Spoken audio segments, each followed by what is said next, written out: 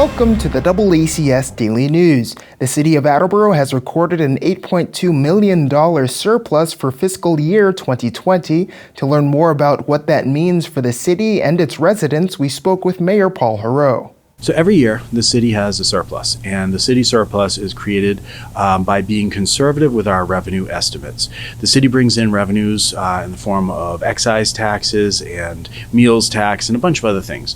We always need to be conservative with those estimates. We need to be for our credit rating purposes. We need to be for certification through the Department of Revenue, and we need to be out of just being practical. If you were to be very generous with the revenue estimates, then what we would do is we'd overestimate how much money we are taking in, and then we would over budget, and then we would not have enough budgeted money, enough revenue to actually pay for the services that we had then planned on, and that leads to cuts or layoffs, furloughs, any number of things. So that's why it's necessary. It's good public policy. It's good budgeting practice to be conservative with your revenue estimates. That's why we have a surplus every year.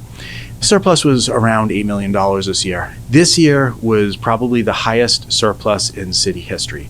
And there were a number of reasons for that. One of them is we were conservative with our revenue estimates. Other things, there were two other variables. One of them is that I instructed the departments to stop spending. And we were in the midst of the coronavirus pandemic. We knew that state revenues were down. We knew that the state was not going to give us quite as much unrestricted government aid. And we also knew that the state was probably not going to give us as much money for schools. So by reducing the amount we're spending, that resulted in us having money left over that gets rolled to the next year in the form of what we call free cash. It's surplus. The conversation I had with the department heads was stop spending on a lot of the discretionary things, but this is a lot of deferred maintenance. This is a lot of projects that are being put off. This is a lot of improvements to equipment that we need to invest in. So these things are all on hold right now, but we can only be on hold for so long before services really start to suffer. And so these are things that are really necessary for the delivery of services. And right now, because we have a good city workforce, they're able to get by with what they have.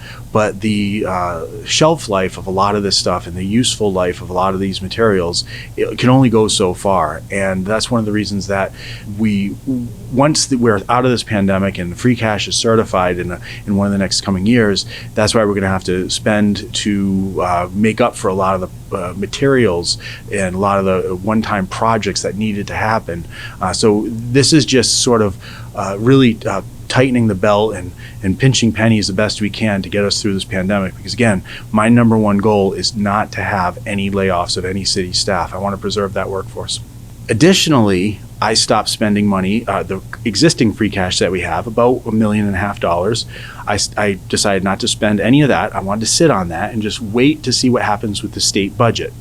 And the final thing is that the services that we were going to provide, for example, bus service, that wasn't provided, so we didn't need to spend money on that. There were a number of other things, so that money came back to us. All told, we had the highest surplus. So I have just a handful of projects that I want to pursue, things that are important for public safety. For example, $103,000 towards later crosswalks and speed radars.